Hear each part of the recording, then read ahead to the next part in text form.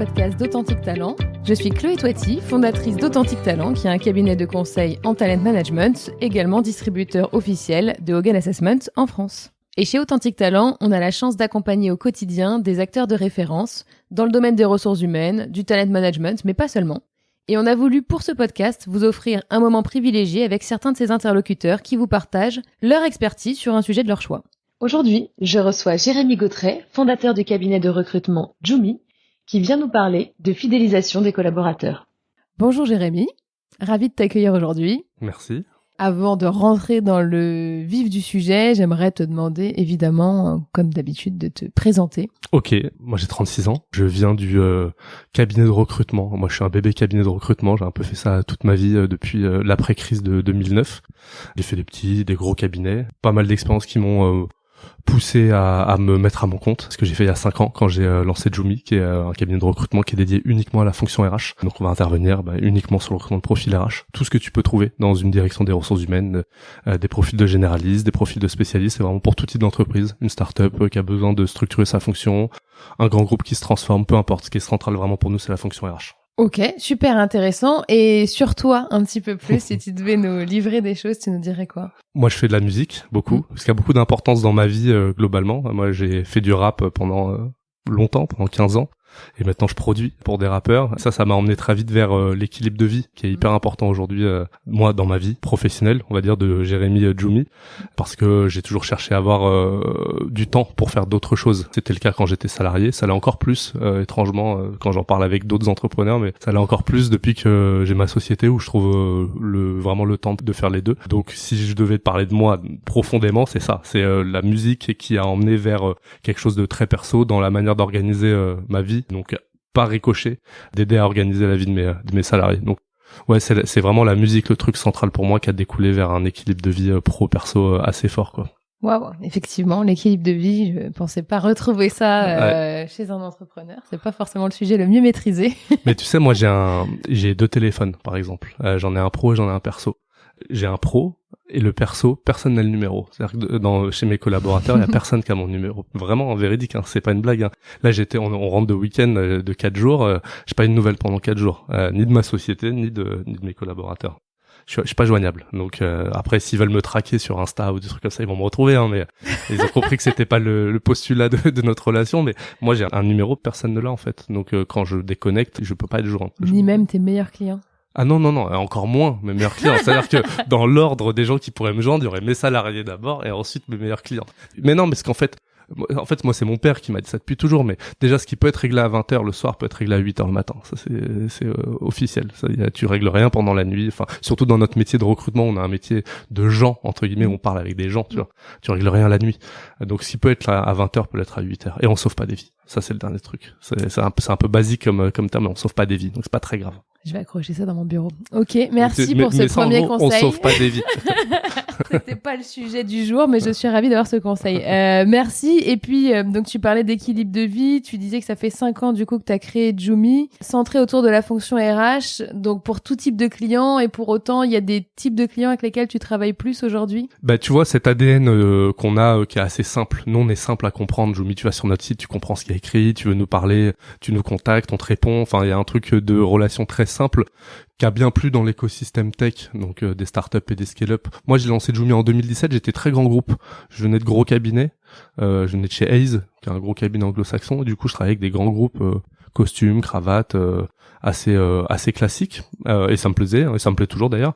Mais quand j'ai mis vraiment mon ADN dans mon produit qui est Joumi, il a plus matché avec l'écosystème tech des startups et des scale-up, donc très rapidement, ça a représenté 50% de notre portefeuille. Ce qui est le cas aujourd'hui, ce qui est un peu compliqué avec la crise d'ailleurs, mais aujourd'hui l'écosystème tech, startup, scale-up, création, structuration de fonctions, transformation, c'est 50% de notre portefeuille. On est très ouvert au reste, hein. Tu vois, on peut recruter pour l'industrie lourde. Alors, on a 2-3 limites d'industries avec lesquelles on n'aime pas trop bosser, avec lesquelles on fait pas l'armement ou des trucs comme ça, mais ça c'est des convictions plus perso, tu vois. Mais sinon ouais, c'est l'écosystème tech dans lequel on est assez présent. Ouais. Et aujourd'hui, donc du coup, création en 2017, aujourd'hui vous êtes combien chez Joumi ? On est 10. On est 9 personnes en CDI, plus une personne en alternance. Dans le lot, il y a ma sœur, qui est juriste en droit social de base et qui s'est reconvertie au recrutement. J'ai 3 personnes qui étaient dans mon ancien cabinet Hayes, donc 2 qui étaient dans mon équipe, qui m'ont suivi. Puis après on a recruté, bon un peu chez nos concurrents, un petit peu partout, mais on est 10 aujourd'hui, ouais. Ça tombe bien, puisque comme votre métier c'est le recrutement, on peut espérer que tu aies fait les bons recrutements pour toi-même. Parfois c'est plus dur. Et c'est sûrement pour ça que quand je t'ai proposé d'intervenir, tu m'as cité comme thématique qui pouvait t'intéresser la fidélisation des collaborateurs. C'est très bien, tu vas nous livrer 2-3 éléments, j'espère, aujourd'hui sur ce sujet. Pourquoi est-ce que ça fait partie des premières idées qui te sont venues quand finalement je t'ai laissé la porte ouverte aux thématiques?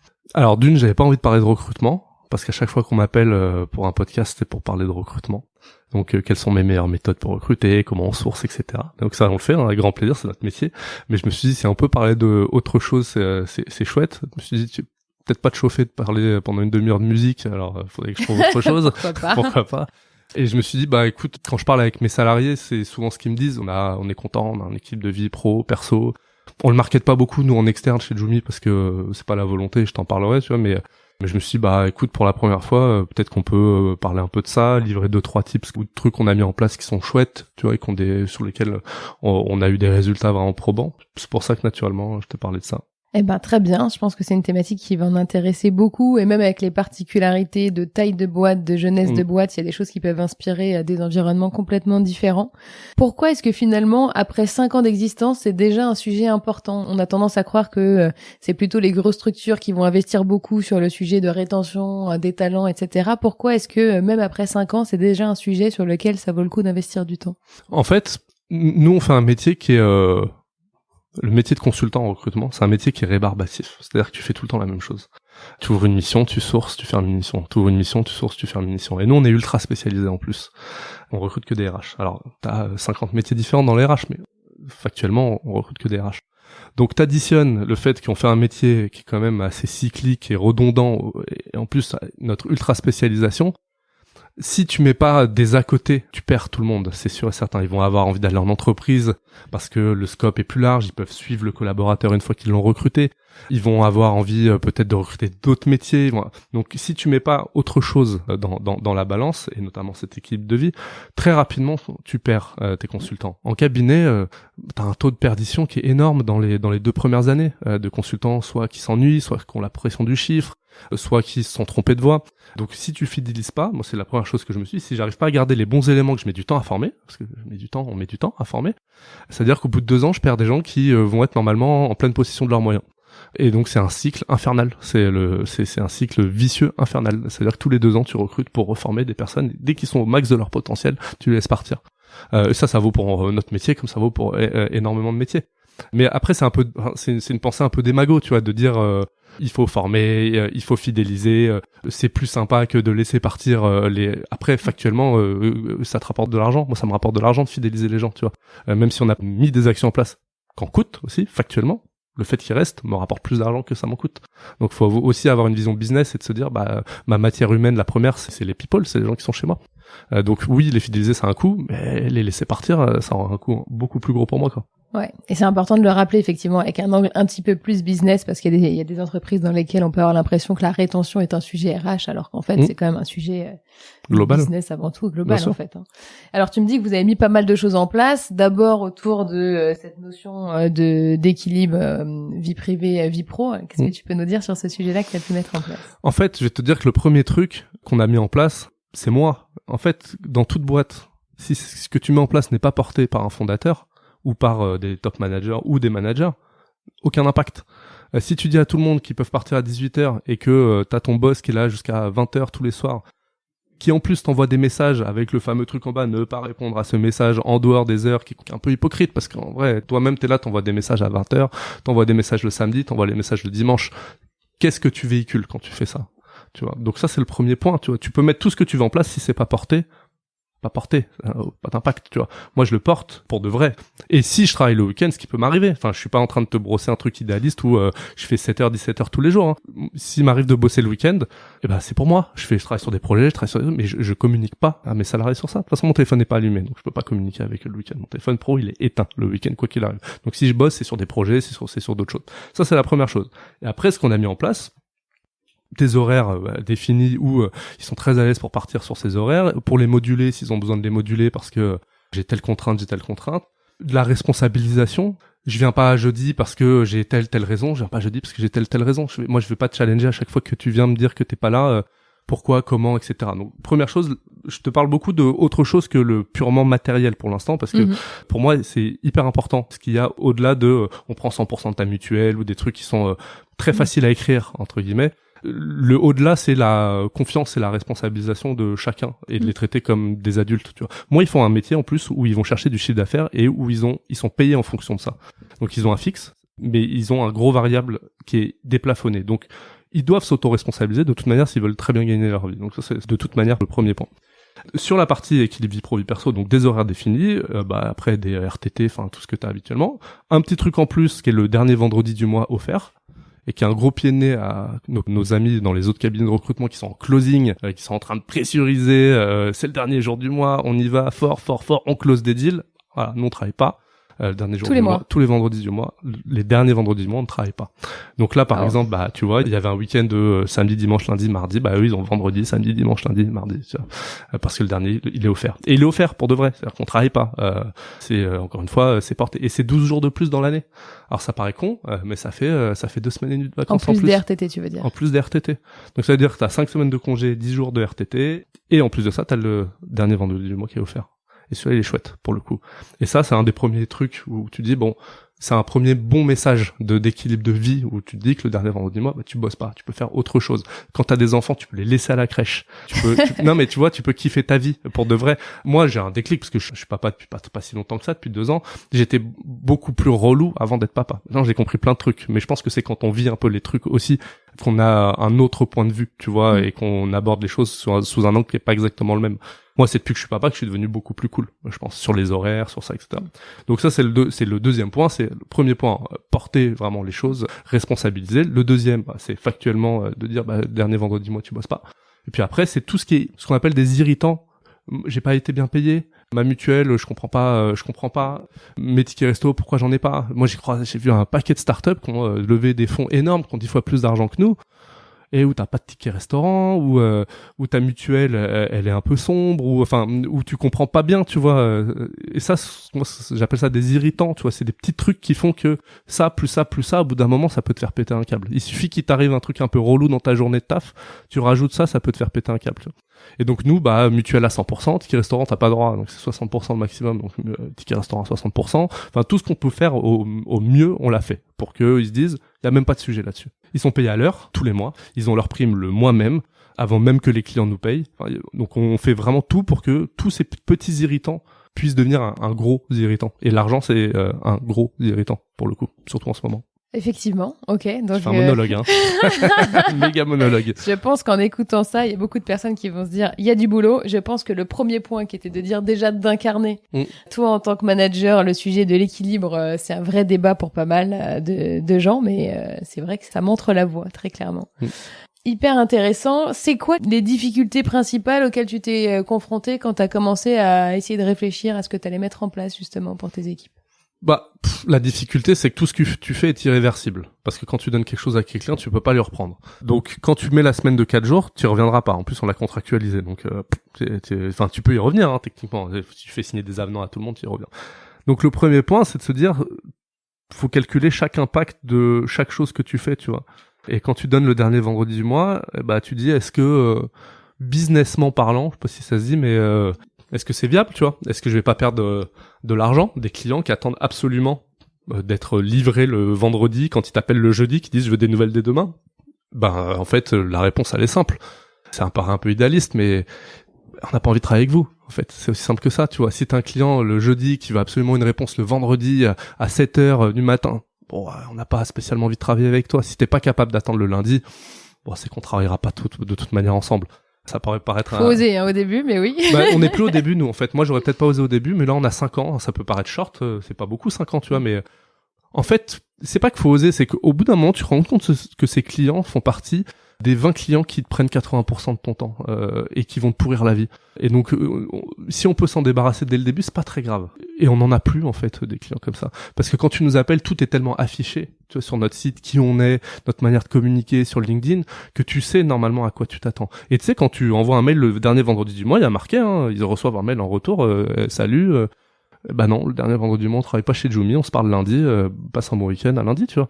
Donc c'est affiché. Mais dans les difficultés, quand tu mets ça en place, c'est que c'est irréversible. Donc tu te dis, est-ce que je vais perdre de l'argent? Est-ce que je vais pas en perdre? On n'en a pas perdu, au contraire, tu vois. Ça fait, je pense, ça doit faire presque 1 an qu'on a mis ça en place. J'ai plus la date exacte, mais on n'a jamais fait autant de chiffres que depuis qu'on l'a mis en place. Je sais pas, j'ai pas calculé la corrélation. Je pourrais pas te dire que c'est grâce à ça. Mais je vois en tout cas des personnes chez moi qui sont heureuses. Et quand t'es heureux, tu bosses bien. Enfin, et t'as pas calculé de baisse de productivité en particulier ou quoi que ce soit? Ouais. Non, mais moi c'est factuellement, regarde le chiffre d'affaires qu'on fait tous les mois, tu vois. Et on c'est très mesurable, oui. C'est très mesurable, ouais. Donc on a fait beaucoup plus de chiffre d'affaires sur cette période-là, sur notre période-là où on l'a mis en place que la période où on l'avait pas mis en place. Et ça joue, c'est sûr. Enfin, t'as des personnes qui sont heureuses, qui ont une équipe de vie, qui viennent bosser, qui savent pourquoi. J'ai l'impression de dire des phrases d'enfant de 4 ans quand je dis ça, mais dans le monde de l'entreprise, je l'ai tellement peu croisé, surtout moi venant de gros cabinets, tu vois, où à 19h30 on louche, tu vois, on te dit que fais-tu? Tu as pris ton après-midi, la fameuse phrase horrible. Oui, qu'on a tous vécu. Donc non, pas de baisse de productivité et en vrai pas tant de difficultés de ça. Ouais, mais je pense que c'est ça le sujet, c'est quand tu mets en place des choses de te dire ok, on peut pas revenir en arrière, ou si on revient en arrière, l'effet il va quand même être un peu contre-productif, et est-ce que ça va marcher même quand ma boîte fera 2 fois cette taille? Alors ça c'est un vrai sujet, mais moi j'ai pas vocation à grandir énormément non plus, tu vois, on a un cabinet ultra spécialisé, on sera jamais 200 au sein du cabinet. Si on arrive là on est 10, si on arrive à 20, déjà à 10 on est bien, à 20 ça changera rien déjà, j'en suis sûr, mais on n'ira pas beaucoup plus haut. Donc tu vois, ces problèmes de scalabilité beaucoup plus grosses, moi je les ai pas spécialement, ça me permet de prendre des actions peut-être plus facilement aussi. Ok, et justement, enfin, tu travaillais beaucoup, comme tu nous le disais tout à l'heure, avec des startups, des scale-up. Est-ce qu'il y a des idées qui te sont venues en observant ce qu'ils avaient pu mettre en place? Est-ce que tu as observé des choses qui pouvaient être un peu innovantes, ou des bonnes ou des mauvaises? Franchement, non. Hein. Je dis après, à part la semaine de 4 jours qu'on a, je sais pas, chez Welcome to the Jungle par exemple, et qui est tenue a priori, parce que pour connaître un peu leur DRH. C'est tenu. Mais non, je vois rien de mieux que ce qu'on fait, parce que la première chose, je te dis, c'est incarner. En fait, moi, j'en vois plein de startups qui ont plein d'avantages, des congés illimités, des cimes, mais je vois plein de startups qui l'incarnent pas. Donc, au final, tu peux avoir, encore une fois, tous les meilleurs avantages. Enfin, tu peux le brander très bien, sinon on le brande pas en plus. Là, on en parle en vase clos aujourd'hui, mais non, on le brande pas, tout ça. Tu peux très bien le brander, mais si tu l'incarnes pas après, et j'ai pas de pourcentage à te donner, mais tellement de startups qui l'incarnent pas, où t'as des mecs qui font des 8h, 23h tous les jours pour des payes bof, avec des BSPCE dans l'entreprise pour leur faire espérer qu'un jour, s'il se passe un événement, ils puissent capitaliser là-dessus, alors que 90% du temps, il se passe rien derrière. Il y a une vaste fumisterie, tu vois, autour de ça. Après, il y a des très belles boîtes, tu vois, il y a des très belles startups qu'on accompagne avec des belles valeurs, bien portées, des belles actions mises en place, des congés limités, des congés maternité, paternité égalitaire, ce qui est le cas chez nous aussi. Enfin, alors on n'a qu'un homme et il a pas d'enfant, donc c'est un peu compliqué, mais il est au courant que le jour où il aura un enfant, il aura la même durée de congé qu'une femme peut avoir. Donc ça, je le vois. Enfin, des très belles politiques de congés, des très beaux bénéfices, etc. Mais encore une fois, faut le porter. Si tu le portes pas, moi c'est très facile de le porter, je suis tout seul, c'est ma conviction, c'est ma boîte, c'est très facile. Ce qui est beaucoup plus compliqué quand t'es 300, que t'as un codir de 5, 10 top managers en dessous, et que tout le monde doit être aligné autour de porter ses valeurs. C'est-à-dire que quand un mec va te demander je peux poser mon jour dans 15 jours, oui, tu peux poser ton jour dans 15 jours, au lieu de pourquoi, tu vas faire quoi, comment, c'est ton jour de congé, t'en fais ce que tu veux, enfin c'est ton jour de congé, c'est voilà. Quand t'es 15 à devoir porter la même décision, c'est plus compliqué que quand t'es tout seul, forcément. C'est sûr que ça te permet un petit peu plus de liberté, mais c'est vraiment un état d'esprit.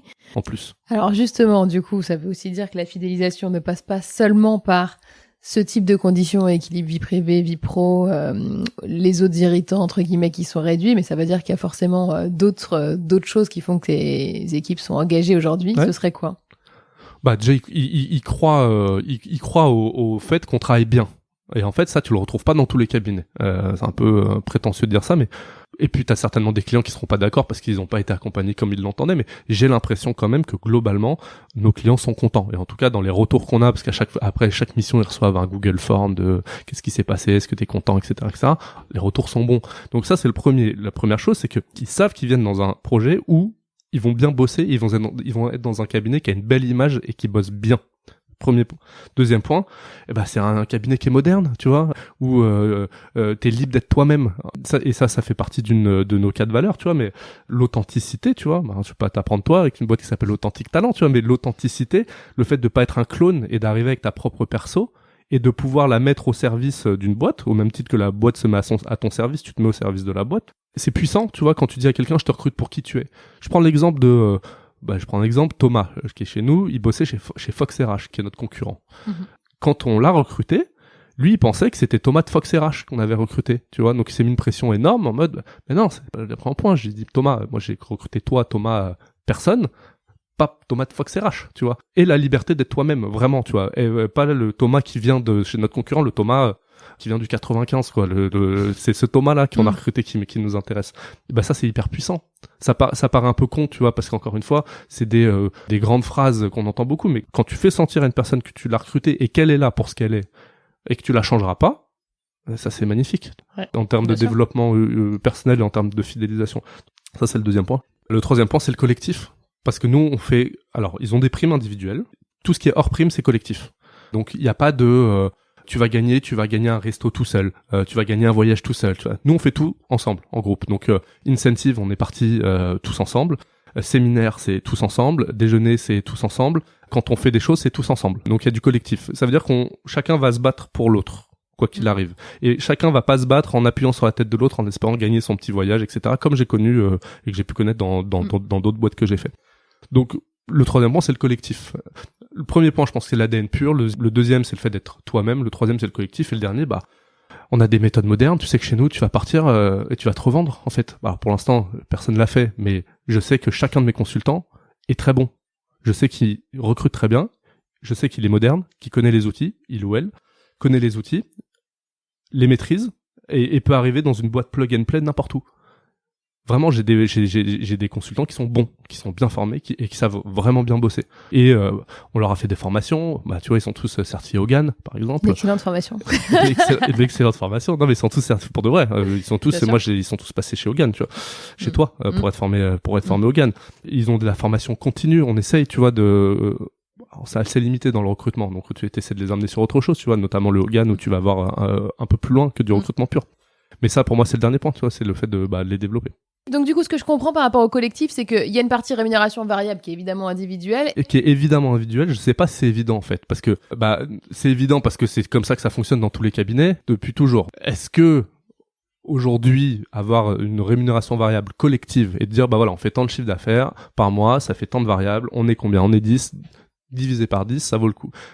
Après, ça, c'est pour moi, est beaucoup trop complexe à mettre en place parce que ancienneté, parce que rôle de chacun dans l'entreprise, c'est trop compliqué pour moi à mettre en place. J'ai pensé à un moment donné, je me suis dit, ils vont l'apprendre certainement en écoutant ce podcast, s'ils l'écoutent, mais ils vont l'apprendre là, parce que ça m'a déjà traversé l'esprit de me dire pourquoi on ferait pas du variable collectif. Mais j'ai trouvé trop d'irritants, justement, plus que de trucs salvateurs dans la rémunération collective. Donc le variable est individuel, oui. Mais il y a plein d'occasions finalement de faire gagner le collectif des choses différentes. Alors tu parlais tout à l'heure, je l'ai entendu, puis on en avait déjà parlé de séminaires ou de voyages, etc. Est-ce que tu peux nous en dire un petit peu plus sur ce que tu as fait ? Alors on a fait des voyages, mais alors je vais le pondérer juste après. On allait à New York et on allait à Ibiza en fait. Mais là on allait à Ibiza cette année. En fait, une incentive, faut qu'elle soit pleine.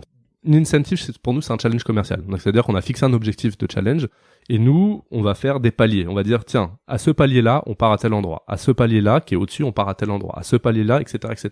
Et donc, t'arrives au dernier palier, il y a 5 paliers. Le premier, c'était on partait en Normandie dans des yourtes. Tu vois, c'était le premier palier. Ce qui est cool aussi. Après, il y a eu, c'est monté. Et eux, ils ont atteint le palier Ibiza. Ça, c'est la première chose. Quand tu fais une incentive, comme ça, tu peux pas être radin. C'est interdit d'être radin quand tu fais une incentive. Non, mais c'est vrai. Si tu fais, moi, j'ai connu une boîte, je tairai le nom, mais il se reconnaîtra très bien. Quand le premier soir, il y avait plus d'alcool. Moi, je bois pas d'alcool dans le cadre du taf spécialement, mais le premier soir, il y avait plus d'alcool parce que ils avaient tout bu. Et le lendemain, il les a envoyés à leur propre frère acheter de l'alcool. Voilà. Donc ça, le message que tu donnes, c'est je suis une énorme pince. Et t'as beau faire la meilleure incentive du monde, il y a toujours ce point-là qui va rester. Quand ils vont rentrer, ils disent c'est sympa, mais franchement, il a pas abusé à nous envoyer chercher de la vodka avec notre carte bleue. C'est abusé. Voilà. Bon, il faut pas boire avec modération, bien entendu. Mais ça, c'est la première chose. Tu fais une incentive, faut la faire vraiment complète, quoi. Nous, on a fait une incentive à Ibiza, elle était complète, quoi. Ils ont kiffé, vraiment. Ils avaient leur chambre chacun, on a fait du vélo, on a fait plein de trucs. Après, on y est revenu. En revenant, on s'est posé autour d'une table, on s'est dit, franchement, on fera plus d'incentive aussi loin. Parce que on est politique zéro papier. On plante des arbres à chaque fois qu'on recrute un candidat. On en plante 30 à 40. On fait plein d'actions qui sont chouettes. Et après, on part en avion à Ibiza faire du jet ski et du quad. On s'est regardé dans les yeux, on s'est dit, on était excités, tu vois, de partir, et du coup, on n'a pas pris la bonne décision, mais on s'est regardé dans les yeux, on s'est dit, c'est absolument pas logique ce qu'on est en train de faire, tu vois. Donc la prochaine, elle sera en France, où on est un des pays les plus touristiques du monde, il y a énormément de belles choses à voir, donc on partira en train quelque part, pas très loin. Voilà, j'arrête de raconter ma vie, mais pour revenir au truc important, tu fais une incentive, elle est collective et elle est pas crevarde. Si tu fais une incentive de crevard, c'est mort, c'est sûr que ça passe pas. C'est une évidence. Mais ça te paraît évident, tu vois, quand on en parle comme ça. Mais moi, j'ai fait tellement d'incentives, je me suis dit, quand même, j'ai gagné, j'ai gagné quelque chose. Faites un effort. Absolument, on retiendra ça. Si vous le faites, faites-le à fond. Sinon, ça sert à rien. Mais non, c'est sympa, sinon.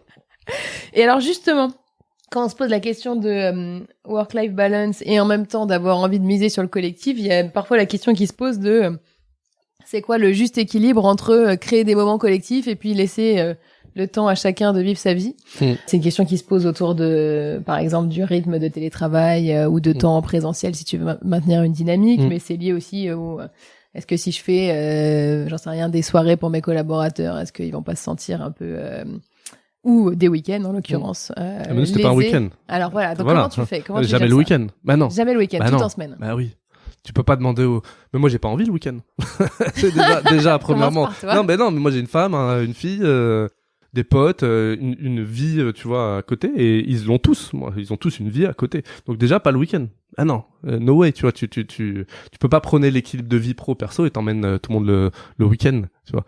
Premièrement, deuxièmement, chacun est libre de faire ce qu'il veut. C'est-à-dire que moi, il y a pas d'obligation de venir à l'incentive si tu veux pas venir et que tu veux faire et qu'on fait trop. Bah alors j'ai pas eu le cas, donc tout le monde était très content de venir pour le coup, mais si tu veux pas venir, tu viens pas. On fait une soirée d'équipe, etc.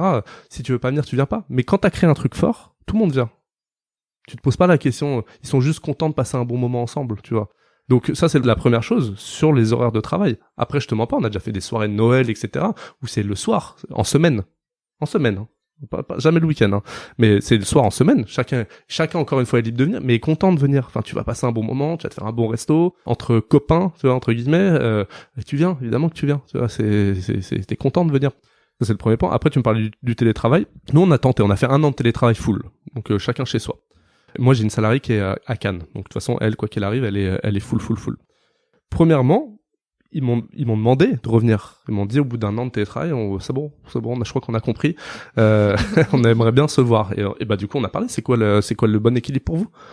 Et on a décidé ensemble, c'est quoi le bon équilibre pour vous, tu vois? Et alors, vous avez mis quoi en place? 2 jours, ils sont 2 jours chez eux. Et le mercredi et le vendredi. Le mercredi, c'est pratique si t'as des enfants, etc. Et puis le vendredi, c'est pratique parce que moi, j'ai plein de salariés qui sont pas originaires de Paris, qui habitent à Paris, mais qui sont pas originaires de Paris. Donc, tu peux rentrer le jeudi soir chez toi, tu vois, voir tes parents, voir tes grands-parents, etc. Donc, mercredi, vendredi, chez toi, et lundi, mardi, jeudi, au travail.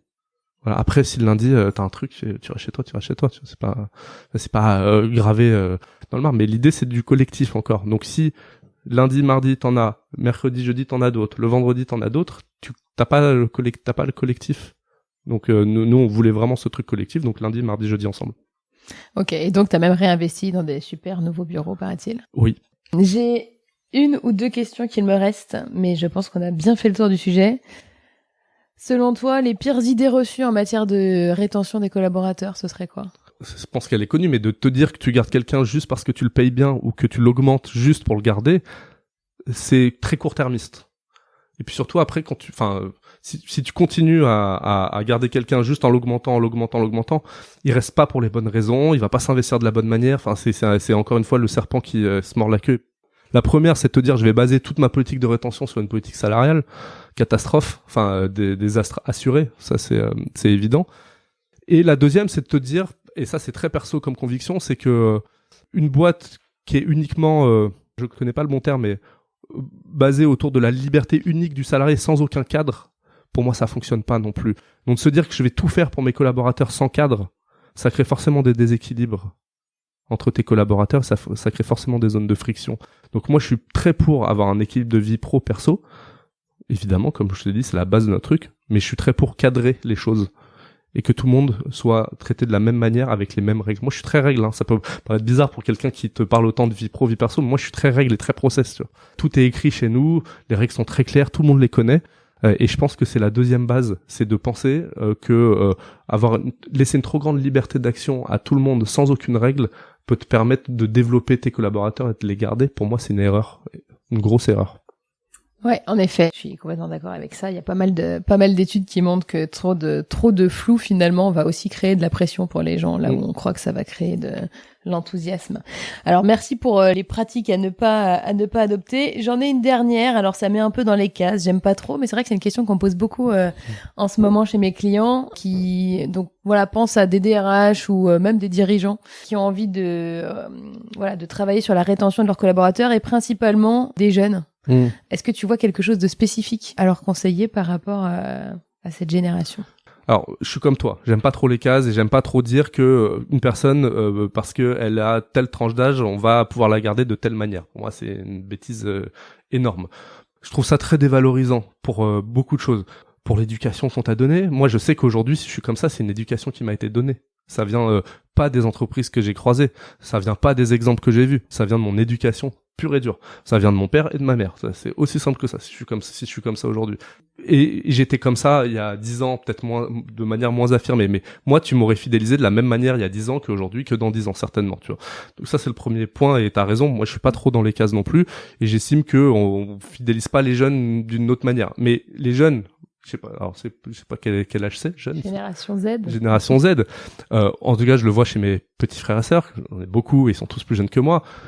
Il faut que tu les excites un peu, tu vois, que tu leur donnes du sens, qu'ils comprennent ce qu'ils font, qu'ils aient droit de challenger l'existant.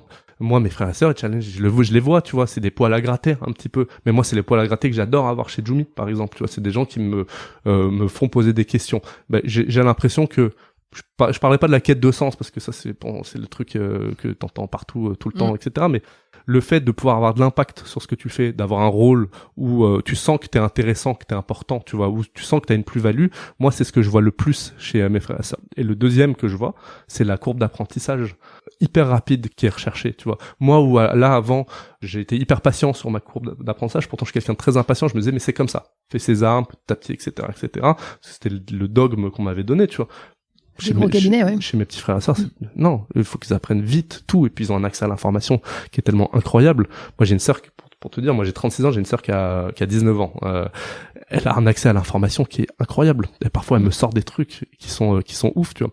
Donc ces gens-là, si t'arrives pas à les tenir, à les fidéliser en leur montrant qu'ils sont importants, qu'ils ont de l'impact, en les faisant grandir, et puis quoi, ils vont partir dans 3 ans. Eh ben ils partiront dans 3 ans. Si t'ont apporté plein de trucs pendant 3 ans et qu'ils ont fait grandir ta boîte, ils partiront dans 3 ans. Je vois pas où est le problème, tu vois. Ouais, c'est important même dans 2 ans, même dans 1 an. Moi, quelqu'un qui reste 1 an chez Jumi et qui a apporté sa pierre à l'édifice pendant 1 an, qui me dit au bout d'1 an, je tourne en rond, j'ai besoin d'autre chose, t'arrives plus à m'alimenter, salut. Enfin, super, merci pour ces 1 an. Si tu m'as apporté un vrai truc, on se fait pas de promesses, tu vois, c'est du travail. On n'est pas en couple, quoi. C'est du boulot. Mais c'est important effectivement de se dire, ce que je retiens de cette dernière question, c'est pas tellement une question de génération. Il y a des choses qu'on a acceptées peut-être plus facilement à une autre époque parce que les codes étaient ceux-ci, et aujourd'hui, comme ça a changé, des choses simplement qui sont pas aussi acceptables, et pour autant. Tu penses la même chose que moi, mais tu le dis avec des plus beaux mots et des plus jolis mots. Je crois que j'ai fait le tour de toutes mes questions. Merci beaucoup. Non, merci à toi, avec plaisir. Merci de nous avoir écoutés. On se retrouve très prochainement pour un nouveau podcast. Et en attendant, n'hésitez pas à aller réécouter les anciens. Comme ces conversations sont riches, on a décidé de condenser l'ensemble des points clés de cet épisode sur une page que vous pourrez retrouver soit en cliquant sur le lien en description de cet épisode, soit sur le site AuthenticTalent.fr. Suivez-nous sur notre site AuthenticTalent.fr ou sur notre page LinkedIn. À très vite. Au revoir.